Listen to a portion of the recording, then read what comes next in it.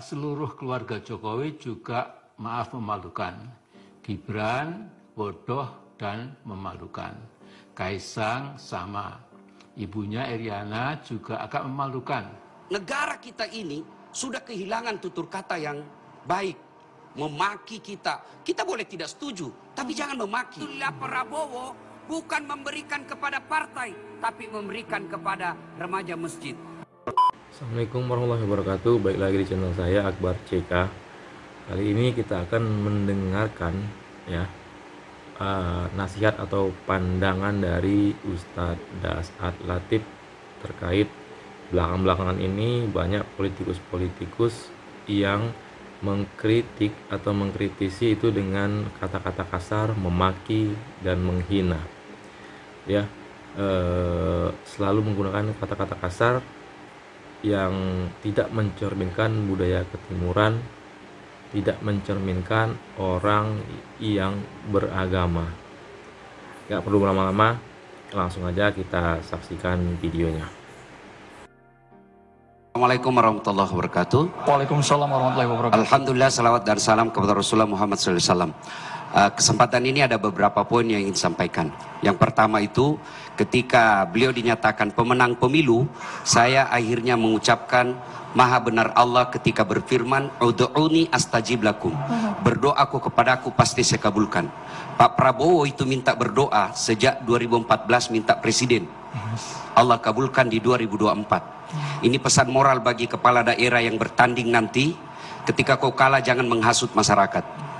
Tetap pegang persatuan. Kalau kau kalah tahun ini, maju lagi kau 5 tahun yang akan datang. Kalah lagi, maju lagi. Ini pendidikan moral yang luar biasa bagi bangsa kita dari Bapak Prabowo. Kalau mau jadi kepala daerah, kepala negara, jangan berhenti bertarung. Tuh. Yang kedua, soal Palestina.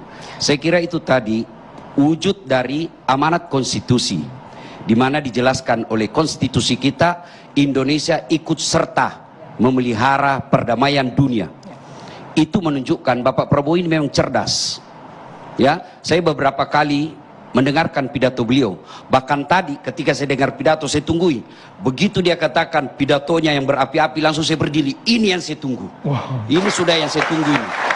Satu, saya berharap Bapak Prabowo dari pidatonya tadi, Mbak Sarah tadi katakan bahwa beliau itu apa yang diucapkan itu yang dilakukan.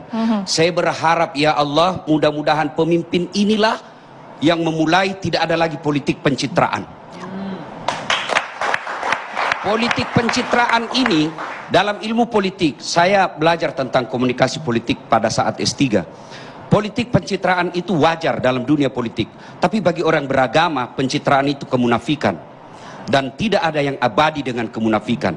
Buktikan pemimpin yang berkata lain dengan yang bertindak lain, pasti akan hina pada akhirnya.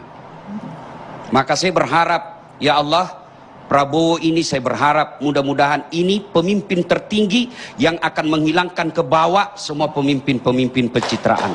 Satunya kata dengan perbuatan. Yang ketiga, ketika mendengar pidato beliau, saya teringat Rasulullah ketika hijrah dari Mekah ke Madinah karena diusir, ya kan? Prabowo kan juga pernah hijrah, ya. Dan hampir semua nabi itu melakukan perjalanan jauh. Rasulullah melakukan perjalanan jauh dari Mekah ke Syam, yang kita kenal dengan Syria sekarang. Ibrahim alaihissalam melakukan perjalanan jauh dari Syam ke Mekah. Itu pesannya, kalau mau jadi pemimpin harus punya wawasan yang luas. Tidak boleh menjadi katak dalam tempurung. Harus baca perkembangan dunia. Dan Bapak Prabowo bisa dilihat pergaulan internasionalnya dengan pandainya berbahasa dengan beberapa bahasa. Nah, ketika saya dengar pidatonya, inilah yang Nabi katakan ketika beliau hijrah ke Madinah. Satu, utlubul ilma, tuntut ilmu pengetahuan. Yang kedua kata Nabi pada saat itu, ahsin kalamaka, haluskan tutur katamu. Negara kita ini sudah kehilangan tutur kata yang baik. Memaki kita boleh tidak setuju, tapi jangan memaki. Coba ketika kita berjamaah, imam boleh diprotes, imam boleh ketika dia salah, kita tidak boleh ikuti yang salah, tapi ada aturan mainnya. Ketika imam mestinya ruku, dia sujud, saya harus luruskan. Tapi tidak semua harus teriak, ada aturan mainnya. Imamnya di sini, yang belakang sebelah kanan itu harus ngomong. Siapa kalau dalam struktur negara, anggota DPR jangan kau diam. Caranya menegur kalau berjamaah tidak dikatakan, "Oh imam salah kau." Tidak dipukul pantatnya, "Oh imam keliru kau." Tidak, tapi apa yang diucapkan? Subhanallah, Maha suci Allah. Itu pendidikan moral dari agama, pendidikan dalam berjamaah. Kalau salah imammu, jangan kau ikuti, tegur, tetapi dengan tetap adalah ahsin kalamak, tuturkan tutur katamu yang baik.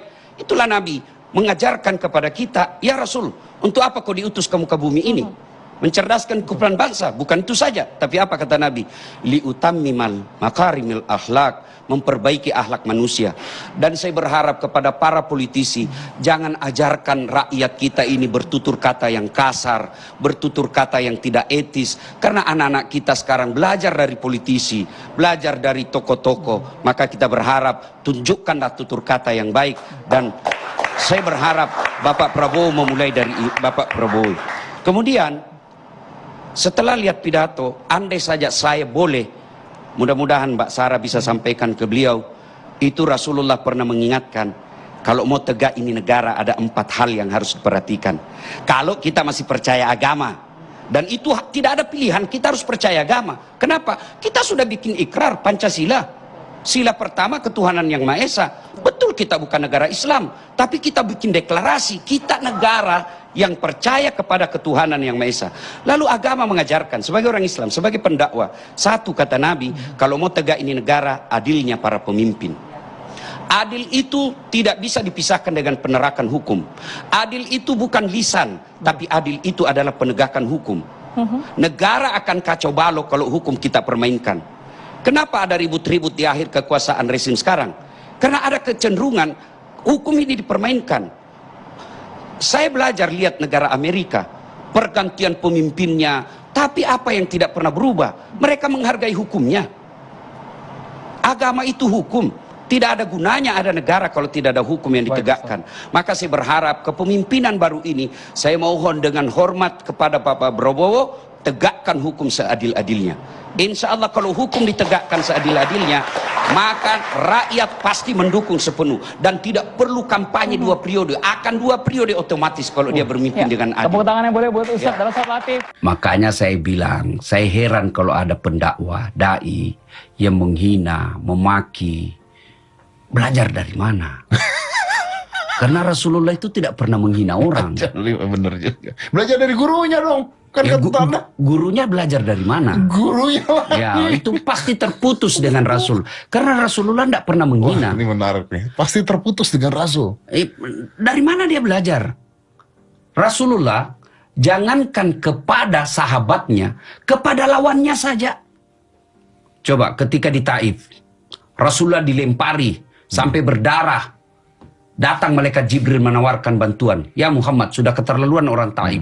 Saya diperintah Allah, kau berdoa saja aku hancurkan ini.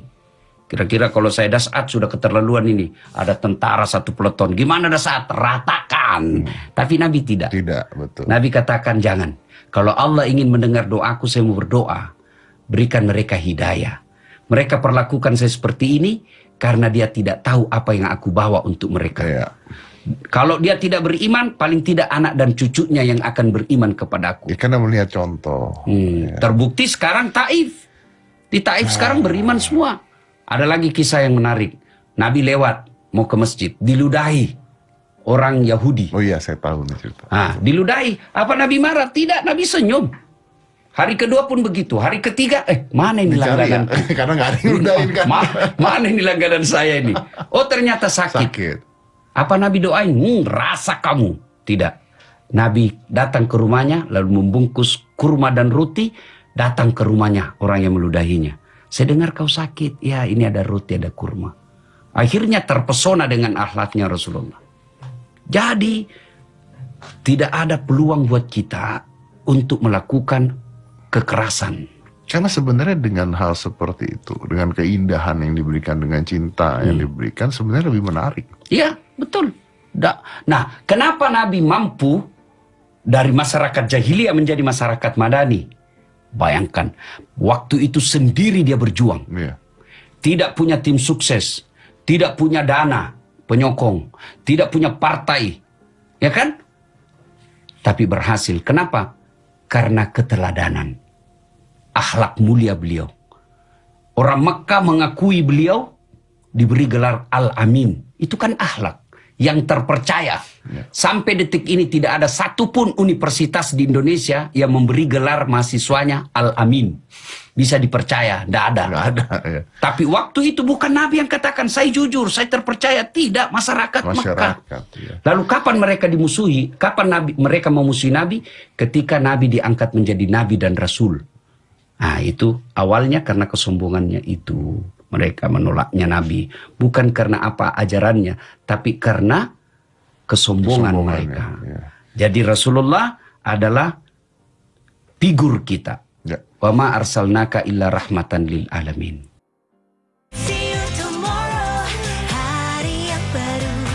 Buat langsung Nabi pernah ditanya, ya Rasulullah, siapa manusia yang paling baik?